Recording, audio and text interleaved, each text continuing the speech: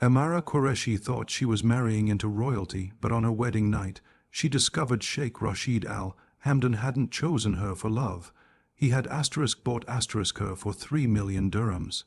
Amara Qureshi grew up in a narrow, sunlit street of Lahore where dreams were bigger than the walls of her small home. Her mother, a quiet woman with tired eyes, often told her that education was her only way out of poverty.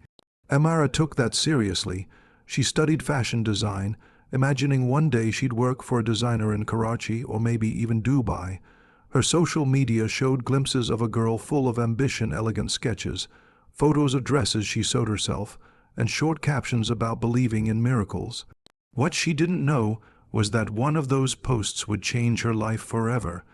It began with a message her father received from an old acquaintance who had moved to Dubai years ago. The man claimed that a wealthy Emirati businessman, Sheikh Rashid Al-Hamdan, had seen Amara's photo online and wanted to marry her. The message sounded unreal. A sheikh from one of the richest families in Dubai, interested in a girl from a modest Pakistani household. Her parents were overwhelmed, first with disbelief and then with excitement. Her father saw it as a miracle that could lift their family out of decades of struggle. Within days, lavish gifts started arriving: gold jewelry, silk clothes, and expensive perfumes. The proposal was formal, and Rashid's representatives made everything appear respectable and official.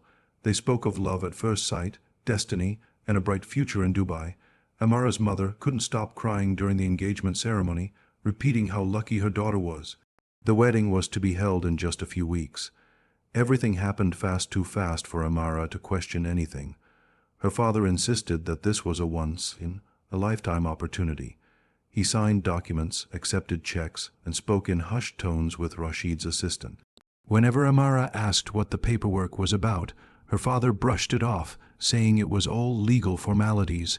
For her visa and marriage approval, she believed him. After all, her father had never lied to her before. When she first met Rashid, it was during a video call arranged by his assistant. He appeared calm, composed, and mature, older than she expected, but with the charm of someone who carried authority easily. He complimented her designs and spoke gently, saying he admired her simplicity. Amara's heart fluttered with a strange mix of nervousness and curiosity. He promised to give her a life filled with comfort and respect. For a girl who had only known struggle, it sounded like a dream she didn't dare question. The wedding took place in a grand hotel in Lahore. The decor shimmered with gold and white, the tables filled with food Amara had never seen before. There were photographers, expensive cars, and a small crowd of guests who whispered about how lucky she was to have caught the attention of a sheikh. Her father looked proud, her mother prayed silently, and Amara tried to smile through the whirlwind of noise and lights. Everything seemed perfect until the night before her flight, when she overheard her father arguing with a relative about a payment. The words 3 million dirhams were mentioned, but she couldn't understand what it meant. When she asked, he smiled nervously and said it was just dowry arrangements. She didn't question him again. When Amara arrived in Dubai, she was speechless. The city glittered like a jewel in the desert. The roads were spotless, the buildings pierced the sky, and the cars looked like something out of a dream. Rashid's mansion stood by the sea, massive glass walls, marble floors, and servants lined up to welcome her. She was told this would be her new home. Rashid greeted her warmly and introduced her to the staff. Everything seemed elegant and flawless.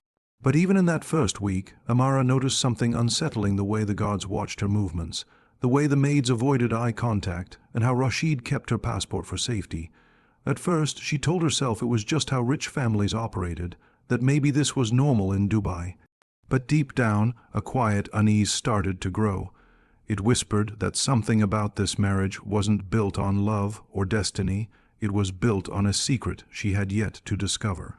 The mansion in Palm Jumeirah felt like a dream when Amara first stepped inside, but within days that dream began to feel heavy, like a golden cage. Every corner of the house gleamed with white marble floors that reflected light like mirrors, chandeliers that glittered above her head, and walls lined with paintings worth more than she could imagine. Yet, despite all the beauty, an unsettling silence filled the air. There was no laughter, no warmth, no sign of a home. The servants moved quietly, their faces blank, their eyes lowered whenever she passed by. Rashid spent most of his days away, often leaving early in the morning and returning late at night. When he was home, he was polite but distant, speaking little and spending long hours in his private study. He told Amara she didn't need to work, that her only duty was to rest and look beautiful. She tried to convince herself that this was how wealthy marriages worked, that she would grow used to it. But the longer she stayed, the more she began to notice details that didn't fit the image of a happy, newlywed life. There were parts of the house she was told never to enter locked rooms with silver handles and heavy wooden doors. When she once asked what was behind them, Rashid smiled and said they were storage spaces. Though his tone left no room for questions, the staff avoided those areas too. Amara often caught them whispering near the kitchen, but whenever she entered, their conversation stopped instantly. It was as if the entire house had secrets it was trying to keep from her. At night, she would wander through the mansion, unable to sleep.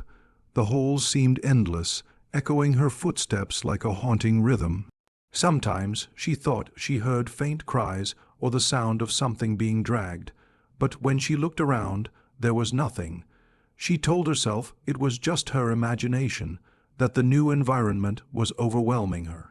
Yet, something in her gut told her there was more to this house than luxury. One afternoon, while Rashid was away, Amara followed a maid carrying folded linens upstairs. The maid entered a narrow hall, way Amara had never noticed before, and disappeared behind a half-open door. Curiosity pushed her forward. When she peeked inside, she froze. The room was filled with women's dresses, dozens of them, all in different shades of white. Some looked new, others old and dusty. She stepped closer, her eyes catching the reflection of framed photographs on a shelf. They showed women dressed as brides, all smiling beside Rashid. The sight sent chills through her spine. Each photo had a small golden plate beneath it with a name and a date: 2016, 2018, 2020. Amara counted 7 different women. None of the names were familiar. None of those faces looked like they belonged in the house. For a moment she thought they might be family portraits, but then she noticed something strange. Every photo had Rashid's arm wrapped around the woman in exactly the same way, the same background, the same pose. It looked staged, repeated. She quickly put everything back and left the room, her heart racing. That night, she couldn't sleep. Her mind replayed the images of those women over and over again. Where were they now? Why did no one ever mention them, and why did the servants avoid that part of the house? The next morning, she tried asking one of the older maids about the photographs. The woman went pale, her lips trembling, before she whispered, "Don't speak of them, madam, please." Then she hurried away. That was the moment Amara realized she was surrounded by people who lived in fear. Whatever was happening in this mansion was not ordinary, and no one dared to speak about it. As days turned into weeks, Amara began to feel like a ghost inside her own life. Rashid's absence, the silence of the staff, and the locked rooms created a suffocating sense of isolation. Every luxury item, the silk curtains, diamond jewelry, imported perfumes, began to feel meaningless.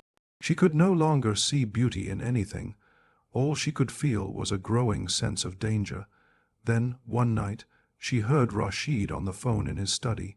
His voice was calm, but his words made her blood run cold. He said something about bringing a new one soon and clearing the records of the last. The next morning, she went to that locked room again, determined to find out the truth. But this time, the door was sealed shut, and a new lock had been added. Rashid had found out someone had been there. From that day on, a new guard started following her wherever she went, pretending to be polite but never letting her out of sight. Amara finally understood the mansion wasn't her home. It was her prison, and she was only one of the many who had lived and perhaps died within its walls. Amara's world began to unravel slowly, like a thread being pulled from the edge of a fragile fabric. Each day in the mansion felt longer than the one before, and every corner of the house seemed to whisper that something terrible had happened there. Rashid had become more distant, his expressions colder, his tone sharper. He was no longer the charming man she had met online or during the wedding. Instead, he moved through the house with a quiet authority that terrified everyone around him. The staff obeyed him instantly, never questioning a single order. Amara started noticing how their eyes filled with pity whenever they looked at her, as if they already knew what fate awaited her. Her unease turned to fear the evening she accidentally overheard Rashid in his private study. The door was slightly open, and she had been passing by when she heard her own name mentioned. His voice was low but distinct, carrying a tone of business rather than affection.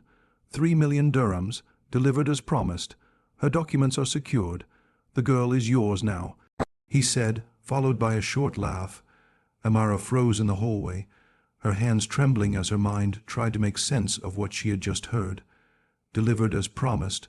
The words echoed in her head like a curse. She stepped back quietly and ran to her room, her heart pounding so loudly she could barely breathe. That night she couldn't sleep. The thought that her marriage might have been a transaction consumed her completely. At first she tried to reason with herself. Maybe he was talking about some business deal. Maybe she had misunderstood.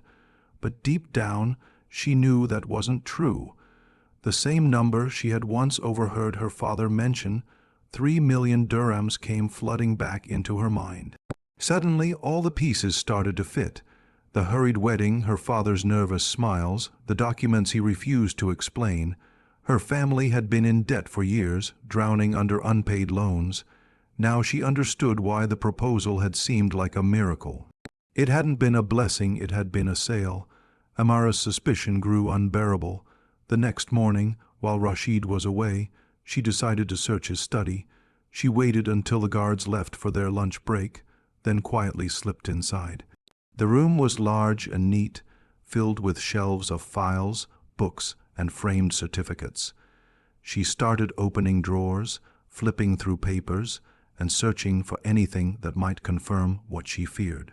Then, in the bottom drawer of his desk, she found a black folder tied with a red ribbon. Her hands shook as she untied it.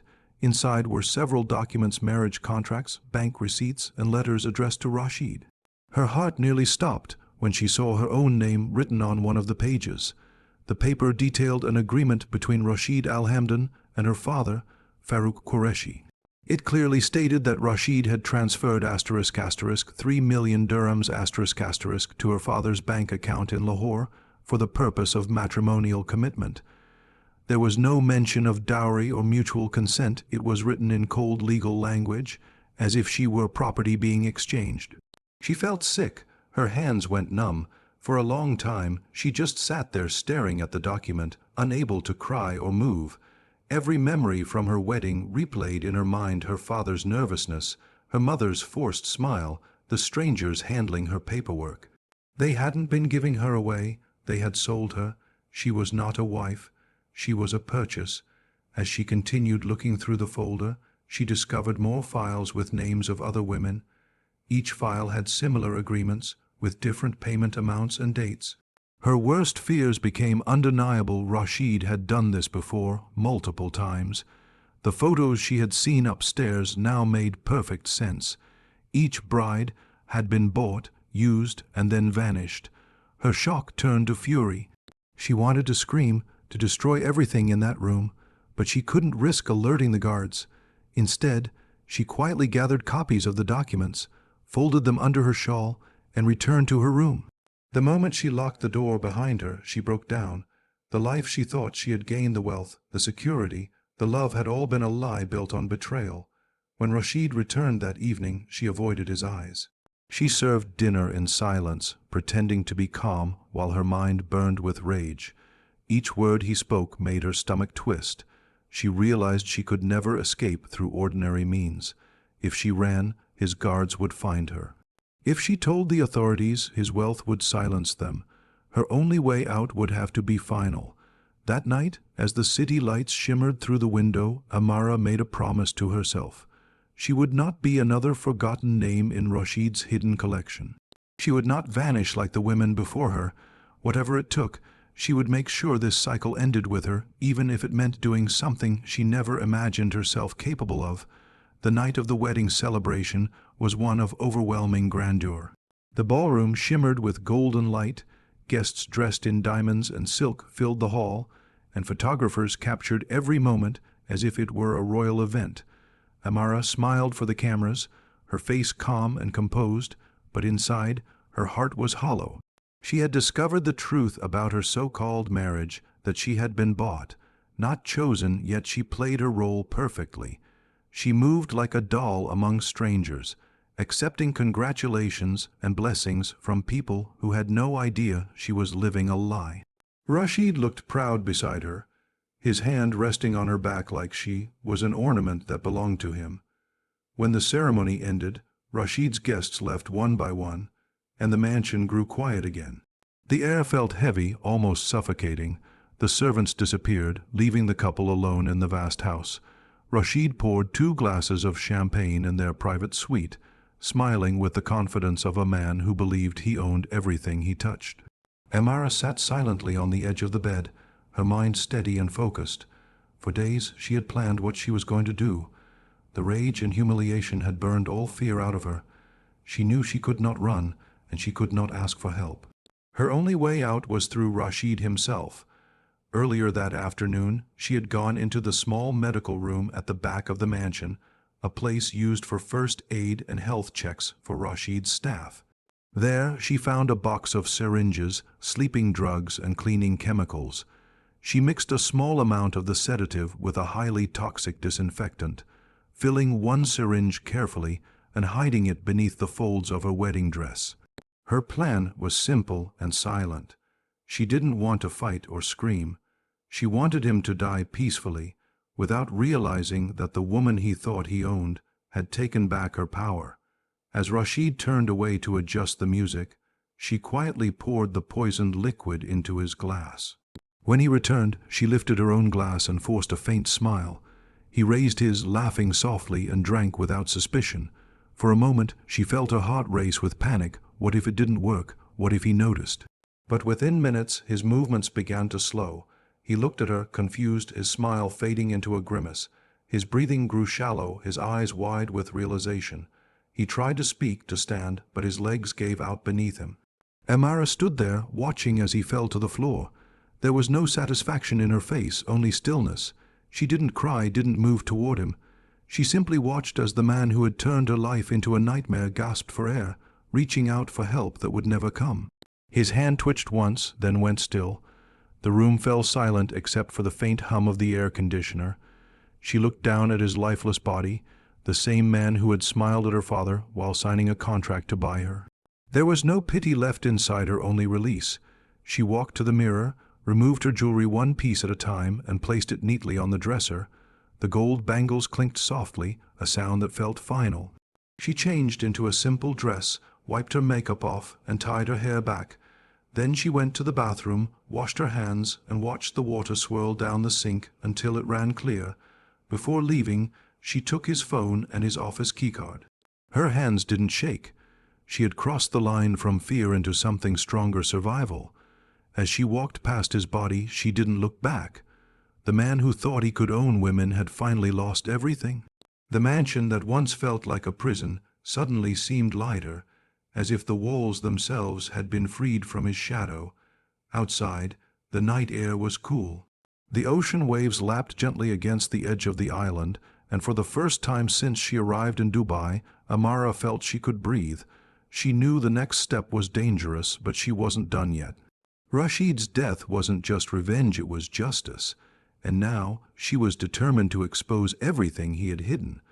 Amara walked down the long corridor of the mansion, her bare feet silent on the marble floor. The house was still, its silence broken only by the faint ticking of a wall clock. She knew she had little time before someone discovered Rashid's body. The guards rotated shifts, and soon they would notice that their employer wasn't answering calls. Her hands were steady as she moved toward Rashid's private office. The door was locked, but she had taken his keycard before leaving the suite. When the light on the scanner turned green, she slipped inside and shut the door behind her. The room smelled of expensive leather and faint cigar smoke. Bookshelves covered the walls, and a large oak desk sat in the center, immaculate as always. Amara switched on the small desk lamp and began searching. She opened drawers, pulled files from cabinets, and checked behind picture frames. She knew the truth was here, the proof of what Rashid had done, not just to her, but to the other women whose faces haunted her since the night she found their photographs. In the bottom drawer, she found what she was looking for: a hard drive and a stack of folders with labels written in neat handwriting. Each folder carried a woman's name, a country, and a date. Some had the word "closed" stamped in red across the front. Her stomach twisted as she flipped through them. They weren't just marriage contracts. They were records documents that detailed financial transactions, passports, and letters of consent from desperate families. She saw photos of smiling brides, receipts for money transfers, and signatures that looked all too familiar. Her own folder was there too. It contained the same contract she had already found, along with copies of her identification and her father's bank details. The numbers matched perfectly: 3 million dirhams. Rashid had kept everything, organized like inventory. Amara clenched her jaw, swallowing the bitterness rising in her throat. She realized that Rashid had not worked alone. Dozens of other names appeared in the files: lawyers, intermediaries, and associates from Pakistan, India, and the Gulf. This was not a single man's crime. It was an organized network trading in human lives. She took out a USB drive from the desk and began transferring the files. Her heart pounded, not from fear but determination. This was her weapon now, the truth. The transfer took several minutes, during which every small sound in the house made her tense. When the light blinked green, she pulled the USB free and slipped it into her pocket. Before leaving, she wiped down the desk and turned off the lamp. She glanced once more around the office, the place where Rashid had plotted and profited from the pain of others. Then she walked out without hesitation. She exited through the servants' passage at the back of the house, moving quietly through the narrow corridor that led to the garden. The night air hit her face, cool and sharp. The sea breeze carried the faint scent of salt, and for a fleeting moment she felt alive again. She kept walking until the mansion disappeared behind her. On the main road, she hailed a passing taxi and gave the driver an address she remembered from the folders, a journalist's name she had seen listed under media contacts. The next morning, Rashid's death was reported as a heart attack. The authorities arrived at his villa and the staff were questioned, but no one mentioned Amara. The mansion was sealed off, yet no one could explain how the security cameras had stopped recording that night. Within days, news about his passing faded away as if the world had already moved on. But 2 weeks later, an anonymous package arrived at the office of an international journalist in Dubai. Inside was the USB drive, along with a handwritten note that said, "For the women who never returned." The files exposed a massive network of exploitation involving businessmen, diplomats, and intermediaries across 3 countries. The evidence led to dozens of arrests, properties seized, and investigations launched by Interpol. Rashid's wealth and empire crumbled overnight, his name forever stained by the truth that Amara had uncovered. No one ever found her. Some believed she escaped Dubai under a false identity. Others claimed she fled to Europe. There were rumors she had been seen once, years later, walking along a quiet beach wearing a simple white dress, staring at the horizon. Whether she was alive or not remained a mystery. But her story lived on, a tale whispered across cities and newsrooms, of a bride who refused to be bought, who turned her pain into justice. And though her name disappeared from every record, her act of defiance burned through Rashid's empire like fire, leaving behind only ashes and a lesson no one would forget.